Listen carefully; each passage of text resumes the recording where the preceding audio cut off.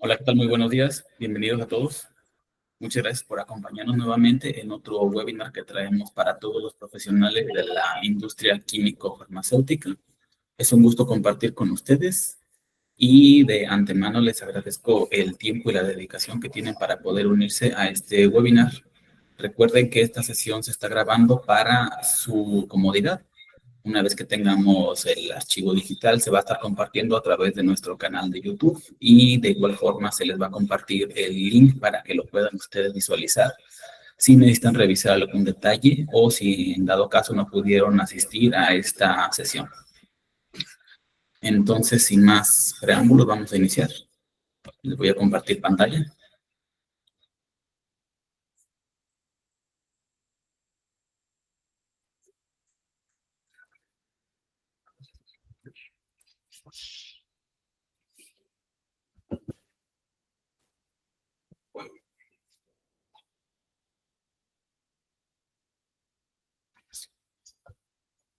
Y vamos entonces a iniciar con nuestro webinar. El webinar de hoy tiene por título la validación de métodos analíticos por HPLC Y pues bueno, es uno de los temas que más a menudo nos solicitan nuestros clientes y nuestro público participante. Entonces vamos a iniciar. Este es un webinar gratuito y pues bueno, lo imparte su servidor, Luis Salazar.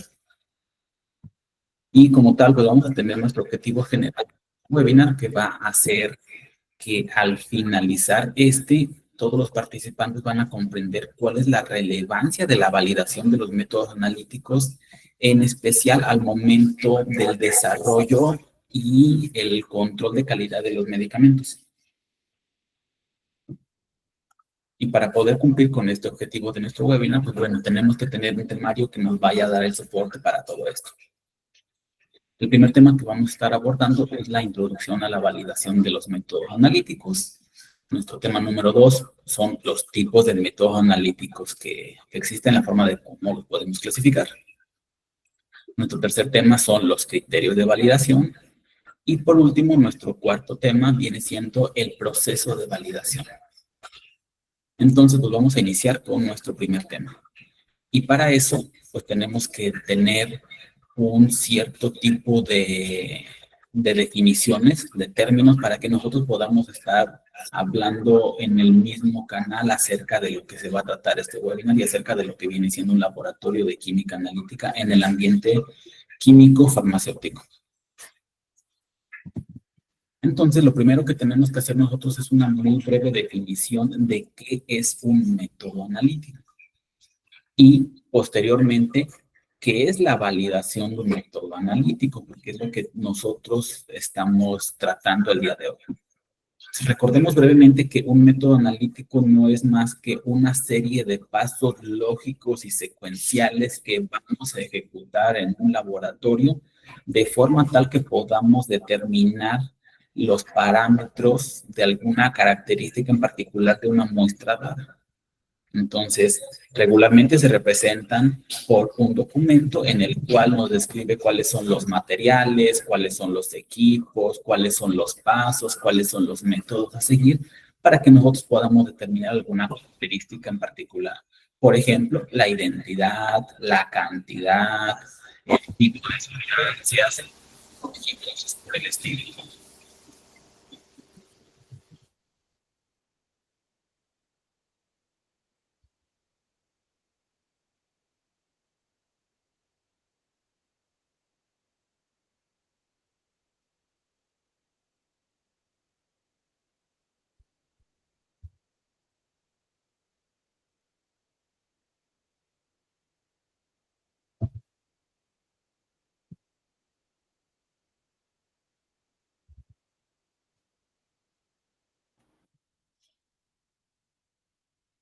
Una vez que nosotros ya tenemos definido lo que viene siendo un método analítico, recuerden que en todas las entrevistas, en todas las auditorías, cuando nosotros nos preguntan,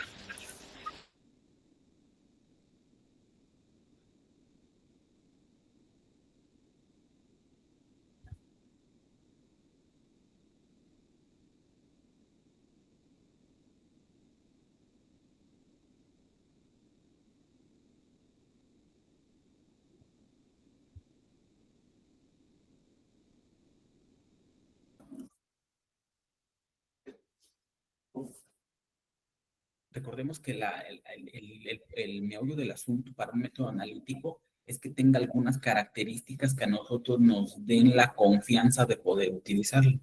Entonces, cuando estamos tratando con nuestro jefe, con un auditor, con un posible reclutador que nos preguntan qué debe de tener un método en particular para que nosotros lo consideremos que es bueno, que es aceptable, que lo podemos utilizar en el día a día, pues por lo regular decimos algunas características que debe tener este método, ¿no? A lo mejor que tiene que ser confiable, a lo mejor que tiene que ser preciso. Entonces son algunas cosas que nosotros estamos buscando que cualquier método analítico tenga con el fin de que podamos utilizarlo de forma confiable en el día a día. Entonces, para poder nosotros llegar a tener esa confiabilidad en un método analítico, pues tenemos que ejecutar una validación. Y una validación no es otra cosa más que ejecutar un proceso previamente establecido a través del cual nosotros podamos documentar estudios de laboratorio que corroboren que un método analítico funciona para lo que yo quiero que funcione. Y en esta definición que parece bastante simple se esconde el objetivo principal de toda validación, y es que nosotros tenemos que saber perfectamente bien para qué queremos nuestro método analítico. Es un método analítico que simplemente me permite diferenciar la presencia o la ausencia de sodio, me permite saber si hay o no alguna impureza, me permite cuantificar esa impureza, me permite conocer el contenido de un analito o para qué quiero ese método analítico. Entonces, ese es el primer paso antes de siquiera empezar a diseñar una validación. Yo tengo que saber perfectamente bien para qué quiero mi método analítico. Y dentro de este método analítico, para que yo demuestre que sí está validado, yo tengo que cumplir con algunas características, y son las que regularmente nosotros enunciamos. Y nosotros decimos que mi método debe de ser, para que sea confiable y lo puedo usar todos los días, debe de ser específico, debe de ser preciso, por ejemplo, debe de ser exacto, debe de ser lineal, debe de ser robusto, entre otros. Hay ciertas características que nosotros debemos de corroborar en un método analítico para decir que lo puedo usar con confianza en el día a día, ya sea en el desarrollo de un medicamento o cuando este ya pasó la etapa de desarrollo y ahora está en control de calidad para poder liberarlo y que este pase a venta. Entonces, ¿cuáles características debo de demostrar durante una validación de método analítico? Dependen única y exclusivamente de la naturaleza de este. Es decir, para qué lo quiero. Yo quiero que sea otra vez para diferenciar si hay o no sodio en una muestra, si hay una impureza o está ausente, cuánto hay de alguna impureza determinada, cómo se desempeña un producto, o cuál es la cantidad del fármaco presente en el producto o incluso dentro de la misma materia prima. Entonces, primero tengo que definir para qué quiero mi método. Y ya que lo tengo definido, voy a decir cuáles son las características de desempeño que voy a evaluar durante la validación de mi método analítico, es decir, durante el diseño de la validación.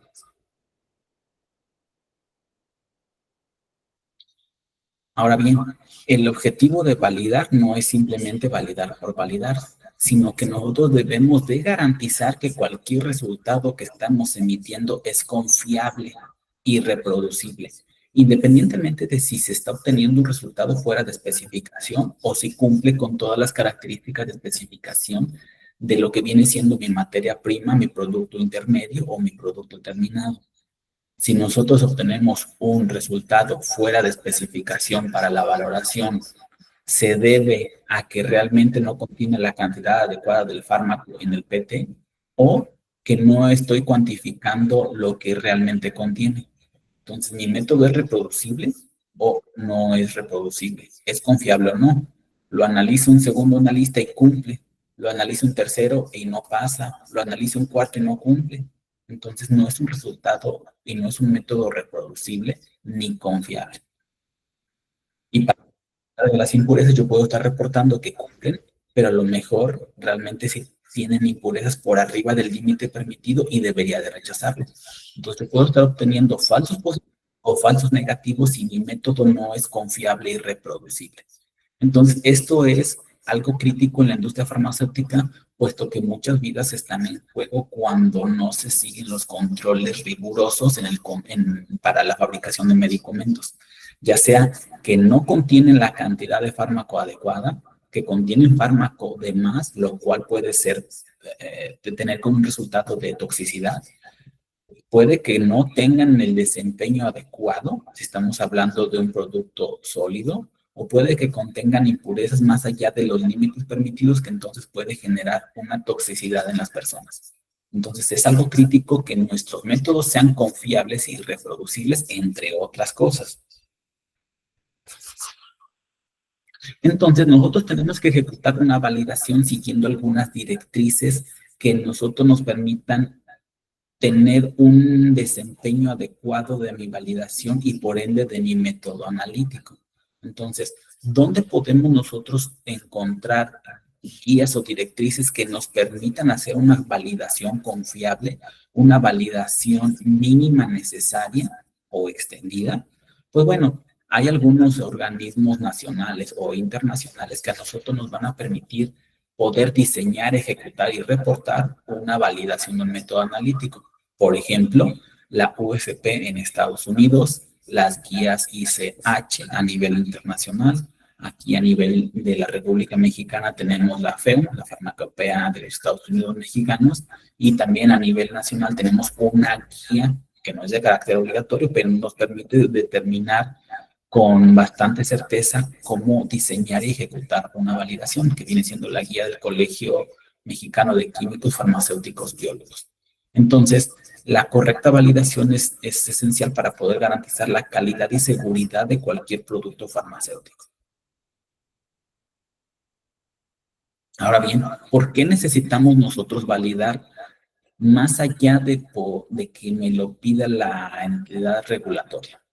Hay algunos aspectos que nosotros tenemos que tomar en cuenta en el momento de decidir si validamos o no un método, entre los cuales pues nosotros podemos decir, ¿qué me orilla a sí ejecutar una validación sabiendo que tengo que destinar el recurso humano? Tengo que destinar a una persona que va a diseñar un protocolo, que lo va a redactar, que lo va a ejecutar y que lo va a reportar. Alguna persona al menos que va a revisar este protocolo y toda la documentación. Alguien que lo va a aprobar. Alguien que va a estar revisando el aseguramiento de calidad. Tengo que destinar el recurso tecnológico. Voy a utilizar tal vez balanza, potenciómetro, disolutor, UV, HPLC, cromatógrafo de gases, de líquidos, masas, lo que haga falta. Tengo que destinar el recurso financiero para los insumos, estándares, reactivos, columnas, todo lo que se va a utilizar. Entonces yo tengo que tener algún aliciente para efectivamente ejecutar las validaciones que necesito. Entonces, ¿cuáles son esas razones por las cuales es necesario o es importante ejecutar las validaciones, más allá de que me lo exija la entidad regulatoria? Pues bueno, no solo a nivel farmacéutico son necesarios, también ya ahora la industria química está optando por ejecutar sus validaciones independientemente de si la autoridad se lo pide o no se lo pide. Entonces, ¿y cuáles son esas razones? Pues el primero y el más importante es evitar que tengamos problemas con la entidad regulatoria. Entonces, a mí me solicita que cualquier método analítico se encuentre validado. Entonces, pues tengo que, ahí no es de si quiero o no, tengo que ejecutar esa validación. Pero, ¿qué beneficio tengo de ejecutar esa validación? Pues bueno, la seguridad del paciente. En dos sentidos. En el sentido de las impurezas, de que mi producto terminado no contenga impurezas en una concentración que supere la toxicidad, o incluso que mi PT no contenga más allá del fármaco que yo estoy declarando en la etiqueta. Recuerden que cualquier fármaco es una droga y como tal es una sustancia que se ingiere y que altera el organismo, las funciones fisiológicas. Entonces, si nosotros pasamos la cantidad mínima que va a provocar el efecto terapéutico, podemos llegar a un punto en el cual causemos toxicidad y entonces en lugar de un beneficio vamos a perjudicar la salud del paciente. También tenemos que determinar la eficacia del producto. Si nosotros estamos teniendo un buen control de calidad en el laboratorio en cuanto a la presencia de la cantidad adecuada del fármaco y al comportamiento de la forma farmacéutica, entonces vamos a tener una mejor probabilidad de que nuestro producto sea eficaz.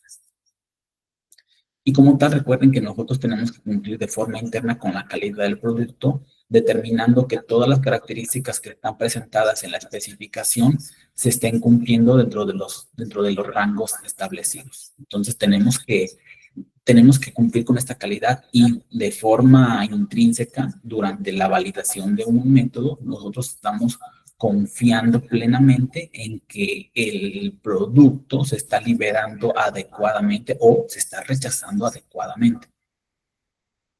También esto nos puede servir para optimizar procesos. Si nosotros determinamos que hay un método que puede ser más rápido, más amigable con el ambiente o puede costar menos, pues entonces nosotros estamos optimizando nuestros procesos, podemos modificar nuestro método analítico y después de modificarlo y optimizarlo, lo validamos. Entonces, esto también nos permite ahorrar a la larga. En el corto plazo, pues bueno, es una inversión importante en cuanto al recurso humano, recurso tecnológico y al recurso monetario, pero a la larga, después de 1, 2 años que estemos nosotros fabricando nuestro OPT, nosotros podemos empezar a ahorrar o podemos generar menos residuos o podemos hacerlo más seguro, cualquier método analítico. Si nosotros, por ejemplo, eliminamos algún reactivo que es sumamente tóxico. Y pues bueno, esto también nos va a permitir a nosotros tener consistencia y reproducibilidad en los resultados, de forma tal que nosotros podamos ir viendo tendencias que se presenten en planta al momento de fabricar nuestro PT.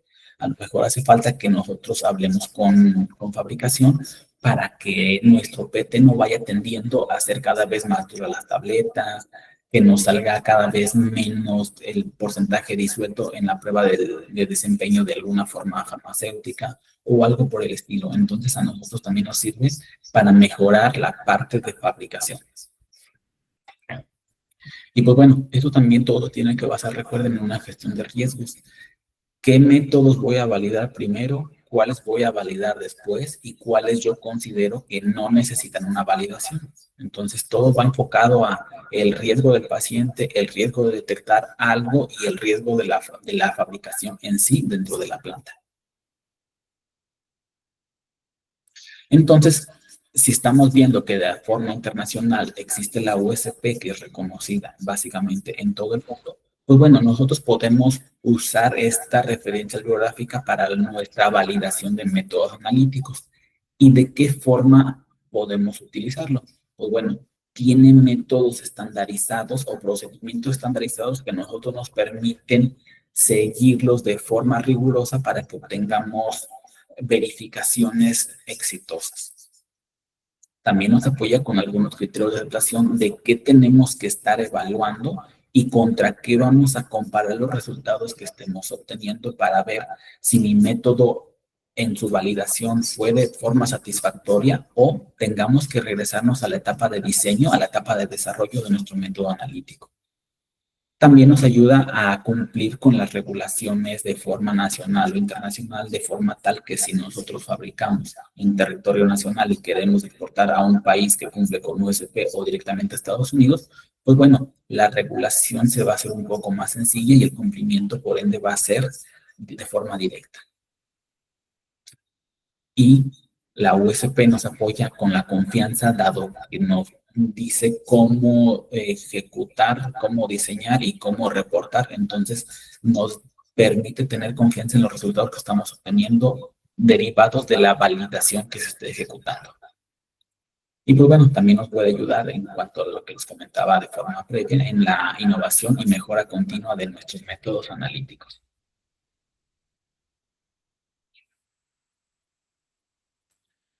Hablando de forma interna aquí en el territorio nacional, nosotros podemos considerar algunas referencias bibliográficas y normativas de forma tal que podamos ejecutar una validación.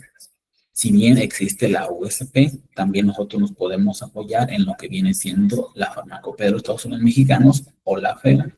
Recuerden que hay un anexo que nos habla acerca de la validación de métodos analíticos. Podemos también apoyarnos en lo que viene siendo la farmacopea europea, que está armonizada a nivel del territorio de Europa. Podemos ayudarnos de la guía ICH-Q2, que habla sobre la validación de métodos analíticos, recordando que es una armonización tripartita entre Japón, la Unión Europea y los Estados Unidos de América. Entonces, estaríamos abarcando con estas 3 referencias bibliográficas básicamente a una buena cantidad del mundo que están homologando criterios y parámetros y cómo se deberían estar ejecutando. Y además nosotros podemos contar con la guía del Colegio de Químicos Farmacéuticos Biólogos aquí en México, que también nos ayuda bastante bien en el diseño de cualquier validación de un método analítico. Entonces, podemos revisar estos tres, recordando que no se habla exactamente el mismo lenguaje en uno que en otro, independientemente del idioma. Me refiero a algunos nombres de parámetros difieren entre una guía y otra, pero cuando uno va al detalle de cómo se ejecuta y para qué sirve, entonces nos damos cuenta de que difiere en cuanto a la FEUM y a la guía ICH o a la farmacopea europea o incluso a la misma USP. Entonces, aquí lo importante es entender qué es cada uno de ellos y cómo se va a ejecutar. Ahora bien, para que nosotros podamos diseñar un buen protocolo de validación, es imperativo que conozcamos para qué queremos nuestro método. Y para eso nosotros podemos hacer algunas clasificaciones arbitrarias de los métodos analíticos. Nosotros los podemos clasificar de distintas formas.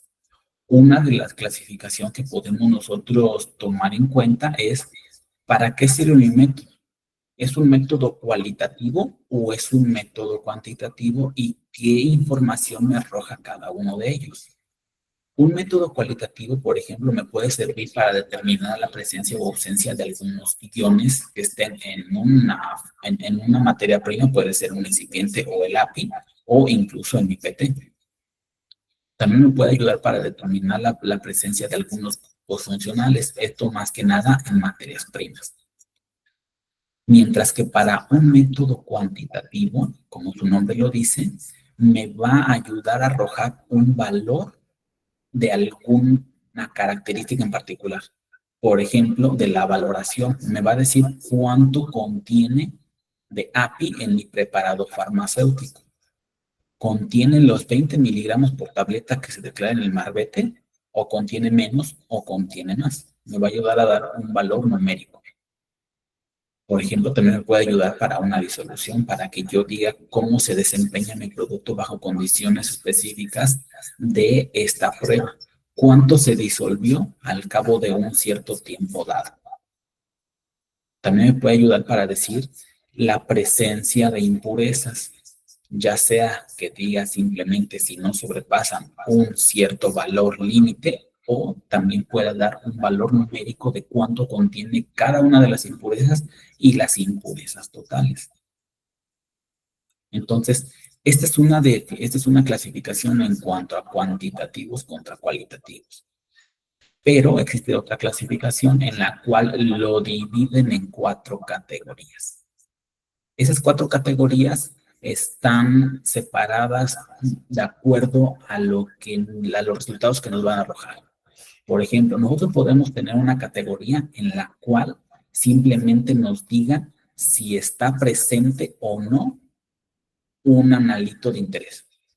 Nosotros podemos tener una categoría en la cual podamos decir cómo se desempeña un producto. Nosotros podemos tener otra categoría en la cual nos diga si hay impurezas que no sobrepasen un límite, pero sin darnos un valor numérico.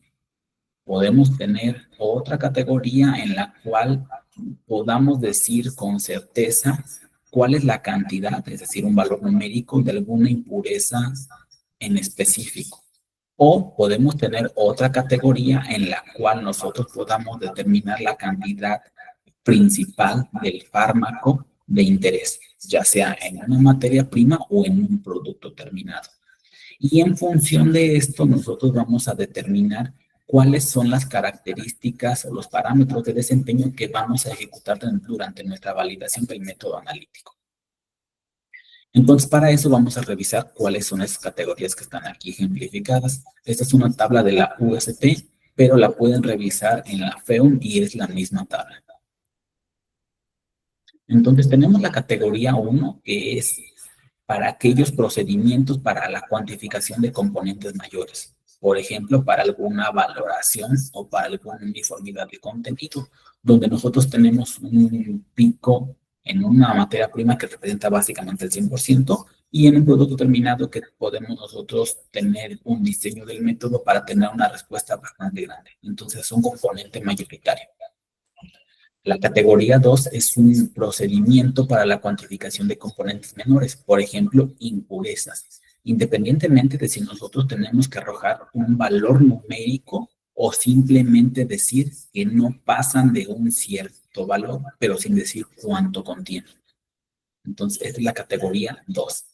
La categoría 3 es para determinar características de desempeño. Por ejemplo, la disolución de una forma farmacéutica sólida o semisólida.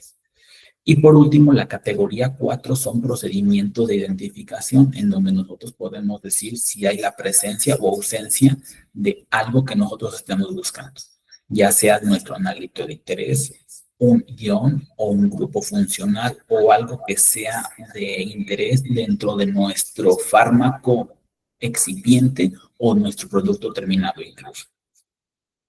Entonces, en función de cada una de estas categorías, es como nosotros vamos a decidir cuáles son las características de desempeño que vamos a ejecutar con su previa documentación en el protocolo de validación. Entonces, regresamos al otro inicio. Yo tengo que saber para qué quiero mi método. Recuerden que la validación es simplemente corroborar que mi método funciona para lo que yo quiero que funcione.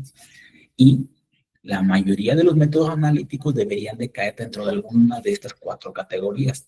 Me sirve para determinar un componente mayoritario, me sirve para determinar o cuantificar un componente minoritario, me sirve para evaluar el desempeño de un producto o me sirve para identificar. La gran mayoría de métodos analíticos debe de caer dentro de alguna de estas 4 categorías y en función de estas categorías en la que caiga mi método analítico deseado, entonces tengo que decidir cuáles son los parámetros de desempeño que tengo que evaluar en mi validación para ver si mi método va a ser confiable o no. Y para eso entonces tengo que entender cada uno de los criterios de validación, cómo se ejecutan, pero más allá de eso, ¿para qué me sirven? Recuerden que un método analítico en teoría debería de ser preciso, exacto, específico, reproducible, repetible, tolerante, todo lo que se les ocurra. Pero eso no significa que voy a ejecutar todos los parámetros en todas las validaciones todo el tiempo.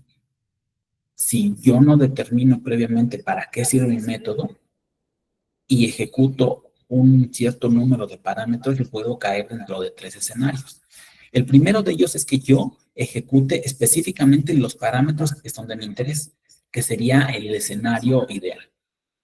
El segundo escenario es que yo ejecute parámetros de más, que técnicamente no tiene nada de malo en el laboratorio, pero estoy seguro que a quien administra el presupuesto no le va a caer en gracia que hayan ejecutado parámetros de más y por lo tanto hayan invertido o hayan desperdiciado recursos.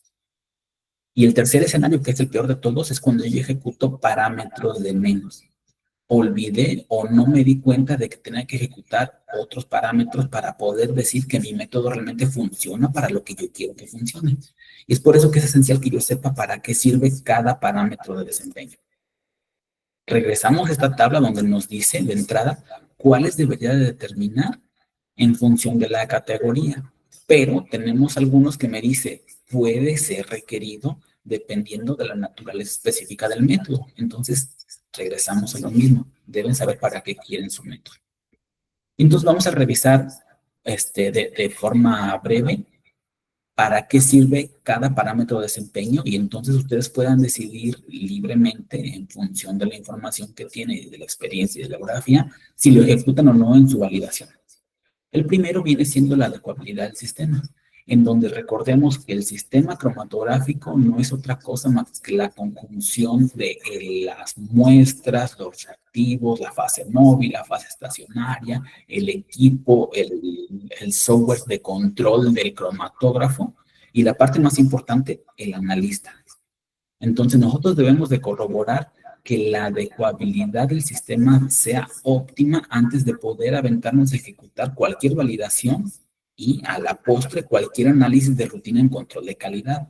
Entonces, esta se recomienda de forma regular en todos los métodos analíticos cromatográficos, puesto que a mí me sirve para determinar si el desempeño del sistema en conjunto es preciso, si hay alguna resolución, si los picos tienen un cierto orden de ilusión, un cierto tamaño, un cierto anchura del pico, si no se colean, lo que me pida mi adecuabilidad del sistema. Y entonces, pues me va a decir que mi sistema sí funciona bien en este momento bajo las condiciones reales del uso, considerando al analista y al medio ambiente en el que se está ejecutando. Entonces, básicamente, en cualquier método cromatográfico, yo debería de estar ejecutando la adecuabilidad de mi sistema. ¿Para qué me serviría ejecutar la precisión del sistema? Esto me va a servir a mí para determinar si cuando yo preparo N cantidad de soluciones que representan el 100% de la concentración de mi método analítico, me da respuestas iguales entre ellas. Entonces, eso me va a permitir a mí que si yo preparo mi estándar 1, 2, 3, 4 veces, siempre me va a dar los mismos resultados. Y cuando yo obtenga mis muestras, que en teoría se preparan también al 100% de lo que indica mi método analítico, entonces me va a dar respuestas reproducibles en cuanto a la concentración de respuesta en mi sistema cromatográfico. Entonces, pues simplemente voy a hacer una ejecución de inyecciones repetidas para determinar si tengo la misma respuesta. Para eso me va a servir a mí. ¿Para qué me sirve la linealidad del sistema? Básicamente, yo necesito saber que entre más analito entre al cromatógrafo y al detector, voy a tener más respuesta y entre menos analito ingrese a mi sistema, voy a obtener menos respuesta, con sus debidos límites. Recordemos que nosotros podemos llegar en la parte superior de la linealidad del sistema a la saturación del detector, en donde por más que nosotros agreguemos analito, la respuesta ya no va a crecer. Y en el extremo contrario de la curva de nuestro sistema, en el cual está representado la cantidad de muestra contra la respuesta, yo voy a tener cada vez menos respuesta en función de la cantidad decreciente de analito que va inyectándose, hasta un punto tal que la respuesta se confunda con la propia línea base de mi sistema cromatográfico. Y entonces, a pesar de que yo diluya cada vez más mi respuesta, mi muestra, la respuesta ya no va a cambiar. Entonces, ¿para qué me sirve la linealidad del sistema? Simplemente me va a permitir determinar el rango del trabajo del instrumento dentro del cual voy a tener una linealidad, es decir, mayor analito, mayor respuesta, menor analito, menor respuesta. ¿Y cómo se representa esta linealidad del sistema? Pues básicamente algo como lo que ustedes están viendo aquí. Yo voy a decir cuál es la concentración real de la solución que estoy inyectando y voy a determinar cuál es la respuesta que me está arrojando el equipo, de forma tal que obtenga una respuesta lineal. Y lo que les comentaba, cuando yo saturo esto, la respuesta entonces empieza a ser una meseta. Y por este lado, cuando lo diluyo tanto, entonces la respuesta ya no alcanza a ser detectada en nuestro sistema de detección, independientemente de cuál sea, y entonces la respuesta se confunde con la propia línea base. Entonces, en el extremo inferior tenemos una meseta y en el extremo superior tenemos otra. Nosotros tenemos que determinar el rango de trabajo donde hay linealidad y básicamente se representa con una gráfica como la que ustedes están viendo.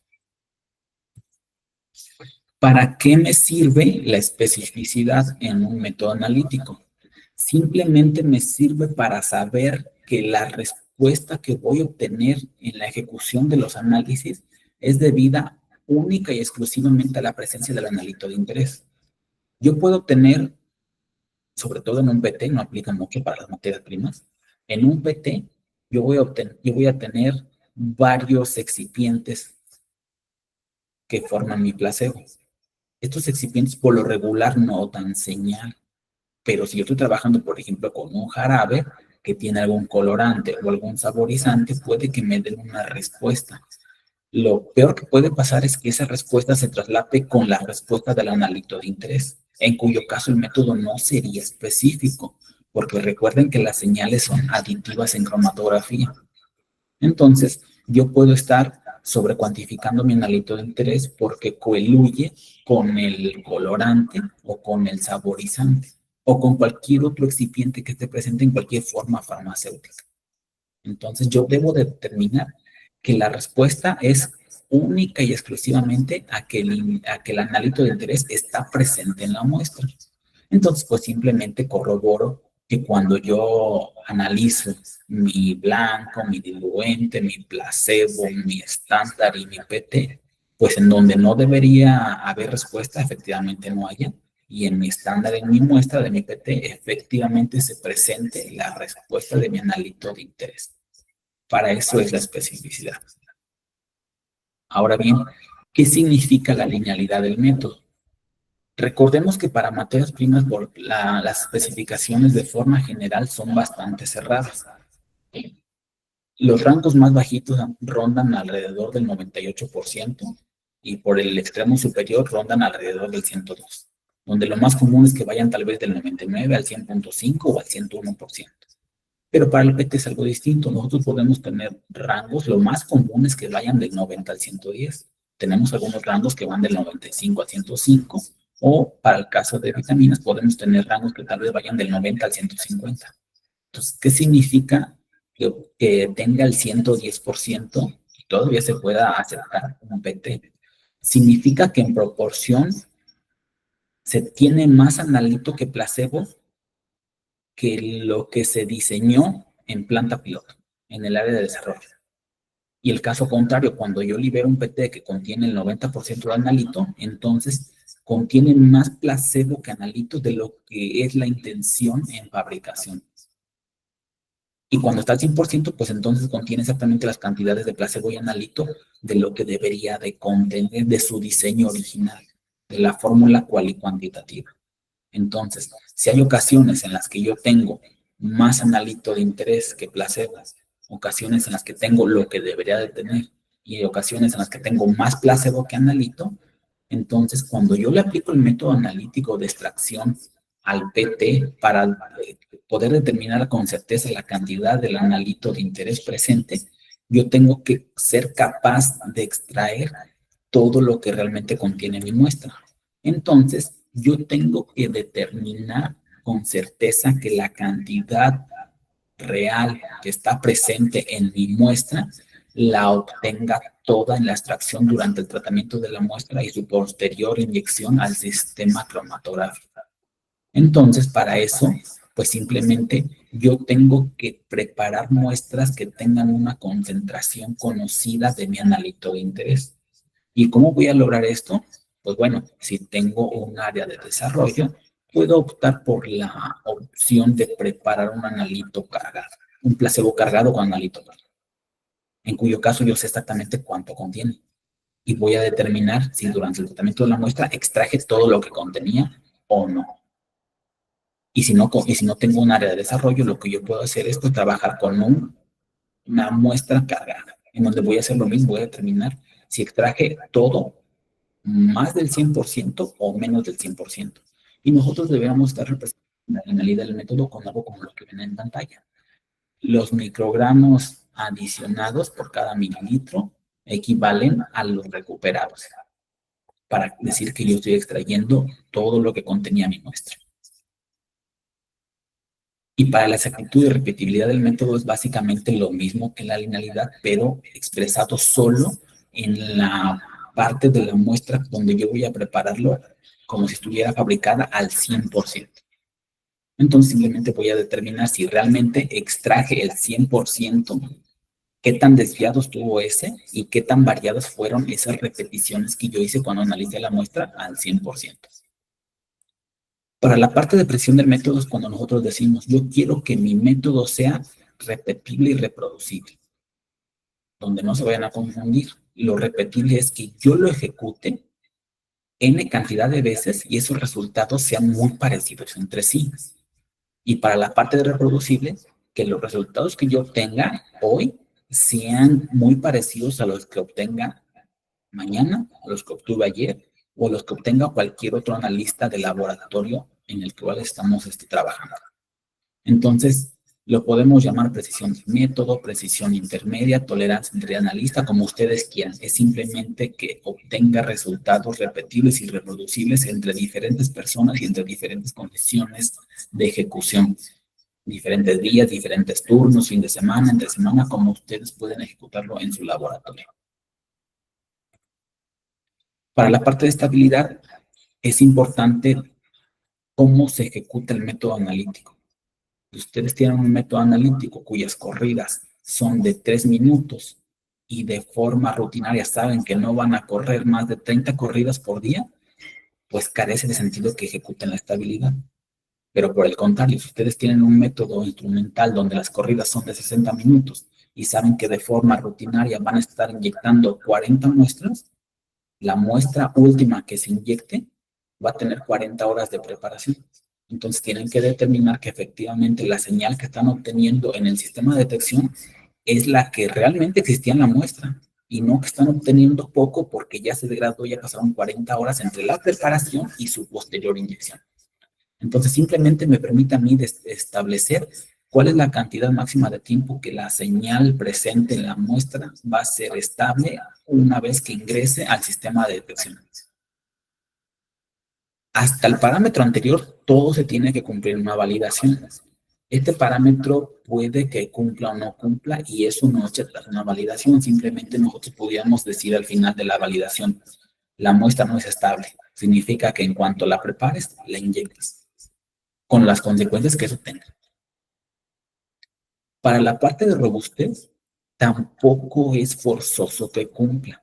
¿Su jefe se los va a pedir? Claro que sí, pero hay métodos que no pueden ser tan robustos o que no son robustos en absoluto. ¿Y qué es la robustez? Pues no es otra cosa más que alterar cosas intrínsecas del método o del sistema cromatográfico, del método instrumental del sistema cromatográfico. Es decir, yo puedo cambiar deliberadamente la proporción de la fase móvil, el pH de la fase acuosa, la temperatura de la columna, cosas que pueden variar sin que yo me dé cuenta en el sistema y me pueden afectar a mi resultado. Pero si yo las corroboro de forma intencional, entonces puedo ver si mi método es robusto o no. Y si no, simplemente lo documento. El método no es robusto al cambio de pH, por lo tanto es crítico verificar el pH de la fase acuosa en el momento de la preparación. Y si al día siguiente voy a utilizar esa misma fase acuosa, corroboro que el pH sea el correcto y si no, lo reajusto. Para la parte de tolerancia, nosotros nos permite verificar condiciones externas al método instrumental, es decir, puedo cambiar marca de insumos, marca de equipos, marca de reactivos, marca de columna, siempre y cuando mantenga la designación y las características como longitud, diámetro interno y tamaño de partícula, de forma tal que yo pueda no estar casado con un solo HPLC, con una sola marca de cromatógrafos, con una sola marca de reactivos, con una sola marca de insumos. Si el método es tolerante, lo reporto y si no, también. Entonces puede que no cumpla la tolerancia y no por eso se invalida el proceso completo que hicieron. Y el límite de detección y cuantificación no es otra cosa más que determinar la cantidad mínima de sustancia que puede ser detectada o cuantificada de forma confiable. Y esto, pues, me va a permitir a mí establecer con un alto grado de certidumbre si mi sistema puede determinar hasta cierta concentración, sobre todo para la prueba de impurezas, ya sea que estemos hablando para una prueba límite o para una prueba cuantitativa.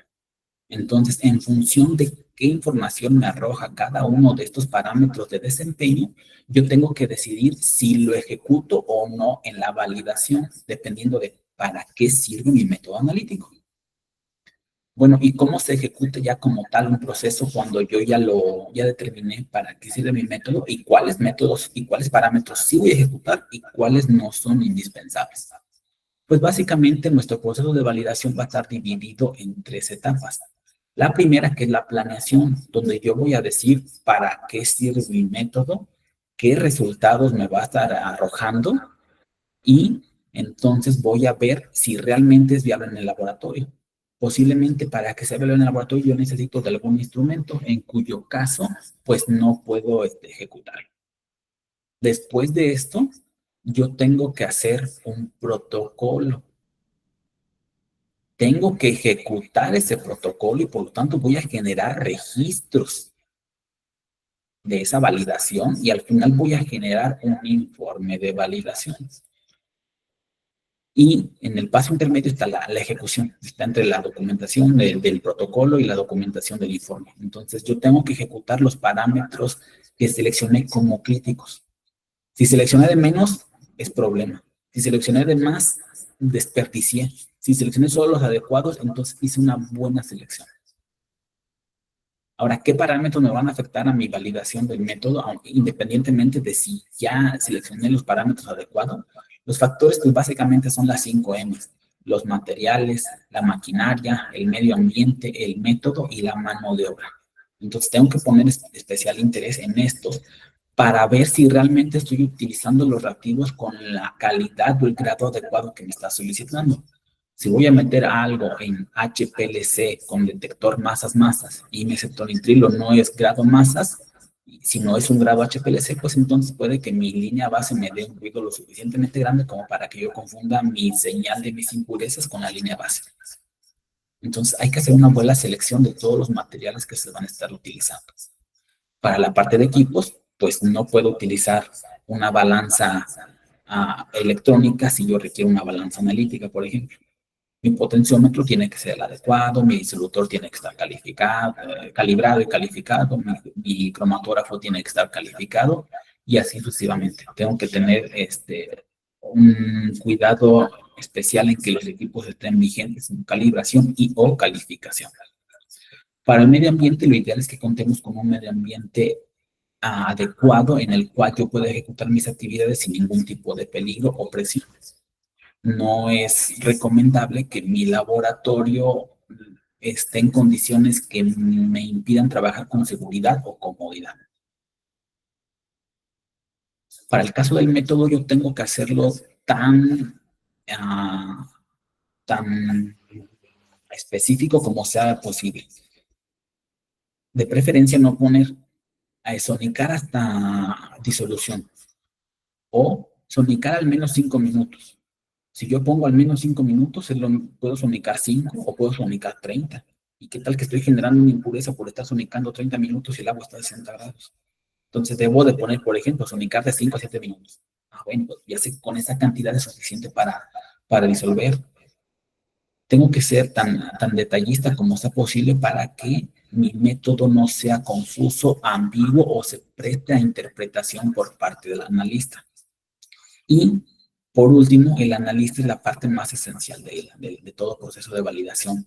Tiene que estar enfocado en las cosas que son propias del laboratorio. A pesar de que nosotros tengamos vida propia y problemas, necesitamos estarlo suficientemente concentrados en el laboratorio para que las pruebas se ejecuten una sola vez de forma correcta y lo hagamos sobre todo con seguridad. Entonces puede que haya falta de experiencia en algún instrumento en especial, lo cual puede provocar que la validación se caiga. Puede que el analista no tenga experiencia en esa metodología en particular. Puede que no tenga interés porque tiene algún problema personal. Entonces, nosotros deberíamos tener también especial interés en la persona que está ejecutando. ¿Y qué documentos vamos a generar? Pues bueno, el informe de validación, previo a su protocolo de validación, los registros generados durante la validación, como pueden ser las bitácoras de uso de equipos, hojas de descargo de sustancias de referencia, de reactivos, de columnas y algunos registros electrónicos de acceso a los instrumentos. Y básicamente con esto estaríamos terminando lo que viene siendo nuestro webinar del día de hoy. Entonces recuerden que el paso crucial para una buena validación es determinar para qué sirve su método. Si ya saben para qué sirve y saben qué resultados o qué información les arroja cada parámetro, van a poder decidir si los ejecutan o no. Y si tienen el personal suficiente y los equipos adecuados, entonces va a ser un proceso sencillo y metódico la ejecución de cualquier tipo de validación. Y aquí recuerden que aquí en 4Bio estamos para ayudarles con cualquier tipo de validación que tengan. Si no tienen el tiempo, si no tienen el recurso, si no tienen al personal suficiente, estamos para apoyarlos con esto. Recuerden que como parte de nuestros servicios de capacitación tendremos próximamente lo que viene siendo nuestro curso de estudio de estabilidad, que es 100% online. Se va a impartir los días 15, 22 y 29 de julio. Todos son martes en horarios de 10 a 13 horas y es vía Meet con sesiones grabadas. Y también tenemos el curso presencial de uso y manejo de HPLC, que se imparte los sábados 12 y 19 de julio en las instalaciones de aquí de 4Bio y en horario de 9 a 16 horas. Aquí tiene algo de la referencia que se estuvo revisando para poder tener soporte en esta presentación.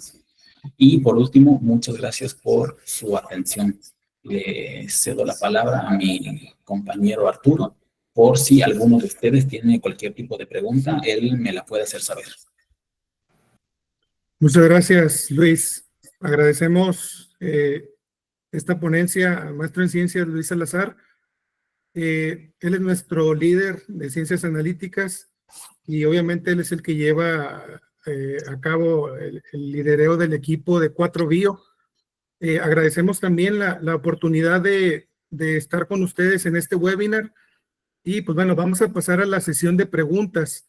Voy a aprovechar una pregunta que nos hizo Margarita Morales por aquí en el chat. Dice, ¿qué pasa cuando en planta piloto hay reproducibilidad en la preparación previo a llevarlo a escala? Es decir, escalarlo no se obtiene el 100%. Mira, recuerda que en la parte de transferencia de tecnología, algunos procesos son no lineales.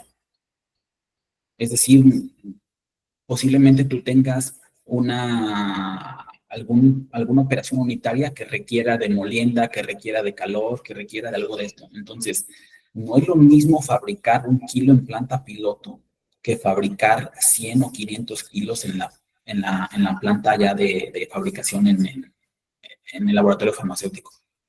Entonces, si tú no estás obteniendo el 100%, puede deberse a que tal vez no tienes una disolución adecuada, a lo mejor estás calentando de más y pasó de un polimorfo A a un B y no se detecta, o pues sale, o no se está extrayendo del todo porque al momento de estar haciendo un calentamiento excesivo se gelatiniza con algún excipiente y no lo estás extrayendo.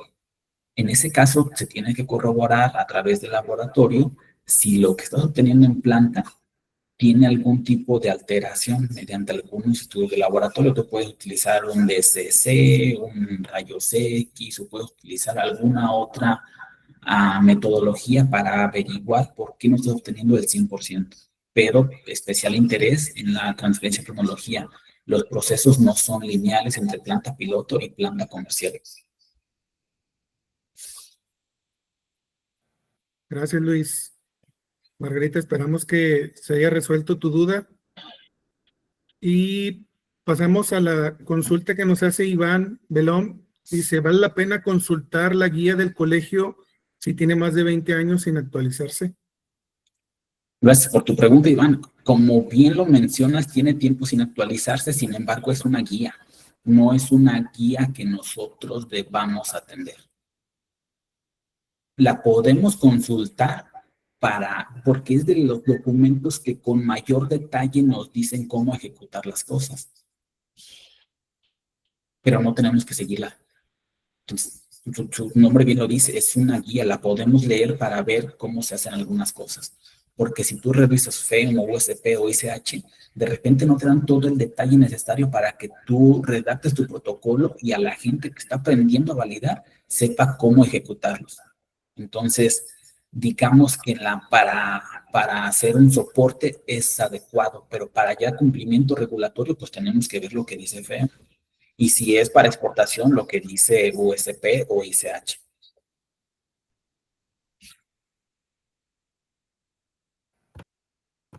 Gracias, Luis. Esperamos que haya quedado también ahí la consulta resuelta, Iván. Pasamos a la consulta de Jorge de León. Dice, solo como aclaración, antes de validar un método analítico, primero este debe estar desarrollado. Muchas gracias, Jorge, por la aclaración. Sí, es algo que no se mencionó. Si nosotros vamos a ejecutar un proceso de aplicabilidad, es porque nosotros estamos consultando una monografía y debemos de verificar que en las condiciones reales de uso, es decir, en nuestras instalaciones, con nuestros equipos, nuestros reactivos, nuestros insumos y nuestro personal, el método puede ser ejecutado de forma confiable. Y por otro caso, si no es un método compendial, antes de validar, pues yo tengo que verificar que el método, debo de tener un método. ¿Y cómo lo hice? A través de un desarrollo. Y en el desarrollo yo tengo que ver de entrada que sí tiene oportunidad de cumplir con una validación. Por lo tanto, ya hice tal vez alguna verificación, a lo mejor de especificidad y a lo mejor de linealidad o de precisión del sistema. Entonces, sí requiero un desarrollo previo, debidamente documentado y a lo mejor algunos parámetros ejecutados en una prevalidación.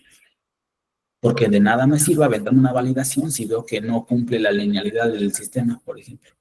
Porque elegí una concentración muy elevada o muy baja y mi sistema no es lineal en ese rango. Entonces, sí, primero requiero un desarrollo para una validación y algunas pruebas muy mínimas para alguna aplicabilidad. Gracias, Luis. Sí, comenta aquí Jorge León, efectivamente, para desarrollar un método se tiene que consultar información bibliográfica. Muy Así es, bien. nosotros podemos basarnos en artículos de publicación científica en revistas indexadas, podemos revisar algunas monografías que sean parecidas. Por ejemplo, yo tengo tabletas de diclofenaco sódico y voy a desarrollar un gel, pues puedo tomar ese método y probarlo en la fórmula que estoy desarrollando. Si me funciona, pues la referencia bibliográfica es la monografía para tabletas, pero la voy a aplicar a gel y por lo tanto está fuera de su alcance y tengo que validar ese método. Gracias, Luis. Consulta Blanca Janet Aragón. ¿Cómo se puede realizar una validación de materia prima? ¿Sería únicamente con el estándar o estándar materia prima? Como tal, no tenemos una restricción de qué utilizar. Lo ideal sería que durante tu validación de materia prima utilizaras un estándar de referencia, ya sea un primario o un secundario que te los venden trazables. Pero no está la limitativa escrita que nos diga que no podemos utilizar una materia prima estandarizada para una validación de materia prima. Yo te recomendaría que fuera con un estándar primario o secundario, pero si solo tienes una materia prima estandarizada, pues no hay una limitante escrita que te diga que no se puede. Esa es la manera de recomendación. Gracias, Luis. Esperamos que haya quedado resuelta la duda de Blanca. Comenta Ruth Torres, durante la selección de los parámetros para validar en la categoría 1, hay pruebas que no son obligatorias, sino opcionales. ¿Qué tan conveniente realizar esas pruebas adicionales a la validación? Por ejemplo, para la categoría 1 es para la cuantificación de componentes mayoritarios y las que te dice que no son obligatorias son el límite de detección y cuantificación. Entonces, ¿por qué no son obligatorias? Supongamos que tú estás preparando tu muestra a una concentración de unas 200 partes por millón y tu límite de detección y cuantificación de forma regular puede rondar alrededor de 1 o 0.5 partes por millón alrededor. Por ahí más o menos va a andar tu límite de detección o cuantificación. ¿Para qué representa eso? Alrededor del 0.1, 0.5%. Entonces, ¿en qué escenario posible obtendrías una valoración del 0.5 o del 1%? Nunca vas a presentar ese caso. Entonces, no te sirve de nada, no te arroja nada de información el límite de detección y cuantificación para un método categoría 1. ¿Qué te va a decir? Pues simplemente cuál es su límite de detección y cuantificación del sistema instrumental que estás trabajando. ¿Cuándo se va a presentar ese caso? Nunca. Por lo tanto, desperdiciaste recursos. Entonces, yo no los ejecutaría nunca en un categoría 1. Gracias, Luis. Esperamos que haya quedado resuelta la duda, Ruth. Gracias. Iván Belón dice, la robustez del método se diseña y se demuestra en la fase de desarrollo o en la validación. Lo ideal sería que no lo hagas en la validación por primera vez, porque entonces te puedes encontrar con el que no cumple y ya ejecutaste un montón de cosas en la robustez. Lo ideal sería durante el desarrollo. decir, bueno, obtengo con una proporción de fase móvil 70-30 una definición de 2 picos. Y si le subo un poquito más de acento, pues resulta que se afilan más, pero el primer pico se acerca mucho al lado izquierdo del cromatograma y yo quiero determinar la K' y entonces en lugar de 3, bajó a 2.1. Digo, bueno, sí me puede funcionar, entonces mejor dejo como parámetro normal 70-30 y a lo mejor evalúo 75-25. O de entrada veo que mis picos se recorren tanto que ya no se resuelven. Entonces, en el desarrollo lo documento. No puedo cambiar de proporción.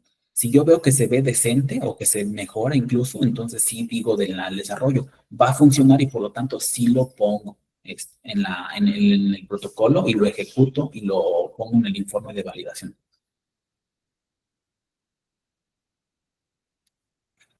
Muchas gracias, Luis. Bueno, pues agradecemos estas consultas. Es importante mencionar que contamos con talleres y cursos personalizados. Tenemos una amplia, ahora sí que una amplia cartera de temas y de cursos y talleres. Importante mencionar los que comentaba Luis, que están próximos, que son los cursos de estudio de estabilidad. Este es 100% online, 15, 22, 29 de julio, en los horarios que están ahí en pantalla, que es una sesión vía Meet, y el curso de uso y manejo HPLC presencial, que está el 12 y 19 de julio, en los horarios que están por ahí presentados. Entonces, los invitamos a contactarnos. Voy a dejar por aquí mi correo electrónico también, para que ustedes puedan contactarme si tienen alguna solicitud de alguno de estos talleres o cursos. Pues estaremos gustosos de hacerles llegar esta propuesta. O bien, si ustedes saben que hay por ahí la necesidad de un apoyo en desarrollo, validación de métodos dentro de la farmacéutica en donde trabajan, pues también les agradeceremos la oportunidad de poder colaborar y apoyar con todo este tema, ¿verdad?, de tercerización. Y pues bueno, sin más preámbulo, agradecemos su atención, su apoyo, y pues bueno, estén pendientes de los próximos webinars y sesiones que vamos a tener por ahí posteriormente. Gracias por su atención y que tengan excelente día.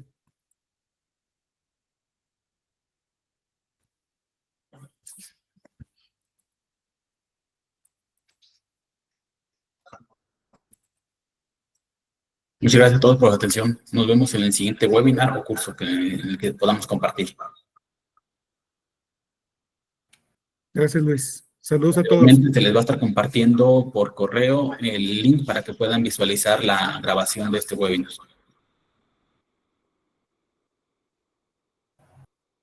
Buen día.